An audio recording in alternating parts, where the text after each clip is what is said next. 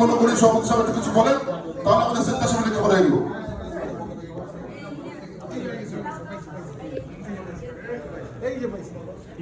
আসসালামু আলাইকুম।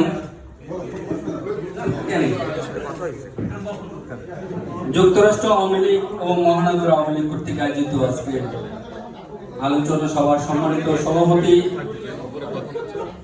সঞ্চালক এবং উপস্থিত যুক্তরাষ্ট্রের প্রবাসী আওয়ামী লীগের বিভিন্ন পর্যায়ের নেতৃবৃন্দ, আমরা যুক্তরাষ্ট্র স্বেচ্ছাসেবক লীগ বিগত দিনগুলোর মধ্যে যুক্তরাষ্ট্র আওয়ামী লীগের সাথে সমন্বয় করে সবসময় সকল আন্দোলন সংগ্রামে রাজপথে ছিলাম, সামনের দিনগুলো থাকবো ইনশাআল্লাহ।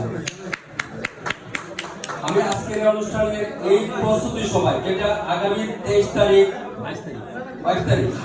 তারিখ ইনুস হটাও আন্দোলনের সেই অংশ হিসেবে আমরা আপনাদেরকে কথা দিচ্ছি, যুক্তরাষ্ট্র স্বেচ্ছাসেবক